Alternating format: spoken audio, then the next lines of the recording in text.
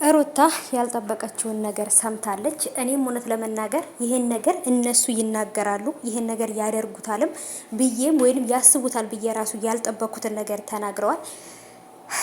ቤተሰቦቼ የእውነት ነው የምላችሁ፣ እኔ በዛሬ ቪዲዮ በጣም አዝኛለሁ። ምክንያቱም እውነት ትክክለኛ ጭንቅላት ካለው ሰው ደደብ ካልሆነ በቀር ያ ሰው ይህንን ሀሳብ ያስባል ብዬ የማላስበው ነገር ነው። እንግዲህ በዴቭና ቤዛ በዛሬ በተናገሩት ነገር ሩታ ቤት ለዛውን ቤቷ ጋር ሄደው ያሏት ነገር የእውነት በጣም ነው ያስደነገጠኝ። በጣም ነው ደግሞ ያሳዘነኝ። ምክንያቱም ምን ያህል ደፋር ቢሆኑ ነው፣ ምን ያህል በሷን ንቀት ቢኖራቸው ነው ይህን ነገር ሊሉ የቻሉት።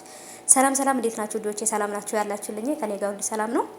አሁንም ቅድም የሆነ የተወሰነ ቪዲዮ ለቅላችኋለሁ በኤፍሬም እና በፍቅር ጉዳይ ላይ እና ውዶቼ፣ አሁንም ደግሞ ጭራሽ ያልበቅ ታምብሌሉን ሳይሆን ነው በቃ ሩታ አለቀሰች ብለው ምናምን ሳይ የደነገጥኩት ማለት ነው። እና ምን ለማድረግ እያሰቡ እንደሆነ ባይገባኝም እንግዲህ እስኪ አጠር ያለ ቪዲዮ ይዤላችሁ መጥቻለሁ። ሩታ የእውነት በጣም ነው ያዘነችው። ምክንያቱም ዴቭንም እኔ ሁላችሁንም አከብራችኋለሁ፣ ግን ደግሞ አብርሃም ከኔ ወንድማችሁ ከኔ የለም ማለት እሱ ከኔ ጋር አልኖረም ማለት ልጄ ይሰቃያል ይጎዳል ማለት አይደለም። ስለዚህ አባትየውም ሆነ እሱ የፈለገውን ነገር ከልጁ ጋር እንዳያሳድግ ከኔ ጋር አብረ ልጃችንን እንደናሳድግ ብዙ ነገር መርጫለሁ፣ ብዙ ነገር አስቤያለሁ። ግን ደግሞ በቃ ያላረኩት ነገር የለም። እሱ ወደ ትዳሩ ወደ ልጁ እንዲመለስ ከልጃችንን አብረ እንድናሳድግ ብዙ ነገር አድርጌያለሁ። ግን እሱ ከልጁ በላይ ግን ሴቶችን ሌሎች ሴቶችን ስለመረጠ የራሱን ምቾት ስለመረጠ ምንም ማድረግ አልችልም። ልጄን ግን ለማንም አልሰጥም ነው ያለችው። እንግዲህ ዴቭና ቤዛ እዛ ቤት የሄዱት አንቺና አብርሃም ተጣሉ፣ ታረቁ፣ የፈለጋችሁትን ነገር ህይወታችሁ ኑሩ፣ ልጁ ግን በስነ ስርዓት በንጹህ አይምሮ በተደላደለ መልኩ ከአያቶቹ ጋራ ይደግ። ስለዚህ ልጁን ለአያቶቹ ስጪው። ይሄ ማለት እንግዲህ ለአያቶቹ ስጪው ማለት ለአብርሃም እናትና አባት እንደማለት ነው። ከዛን ለአብርሃም እናትና አባት ልጁን ሰጥታ እሷ ደግሞ ልክ አብርሃም እየዘለለ ልጁን ተራበ አልተራበ በላ አልበላ የሚለውን ነገር ሳያስብ እየዘለለ ነው እየኖረ ያለውና ልክ እሱም ደግሞ እንደሚዘለው እሷም እየዘለለች የልጇን ህይወት ትታ ለራሷ ብቻ እንድትኖር ማለት ነው።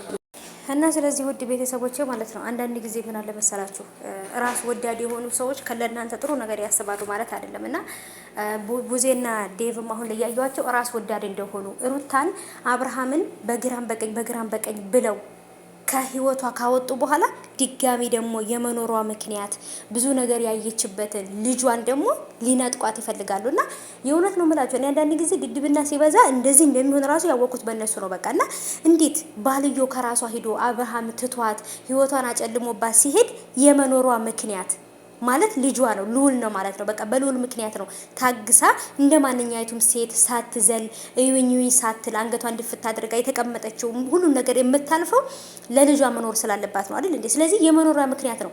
የመኖሯ ምክንያት የሆነው ልጇን ደግሞ አሳልፈሽ እሱን ስጪ፣ ብቻሽን አንቺም እንደባልሽ እያጨበጨብሽ ብቻሽን ኑሪ ማለት ምን ማለት ነው? የእውነት እኔ ከጤነኛ ሰው ይሄ ነገር ይገኛል ብዬ አላስብም። እውነት ትክክለኛ ጤነኛ ሰው ቢሆኑ ይሄን ነገር ይላሉ ብዬ አልጠብቅም። ግን ደግሞ ምን ታደርጉታላችሁ? አንዳንድ ጊዜ አለማሰብ ራሱ እኮ እንደውም እኔ ምን አይነት እንደሆነ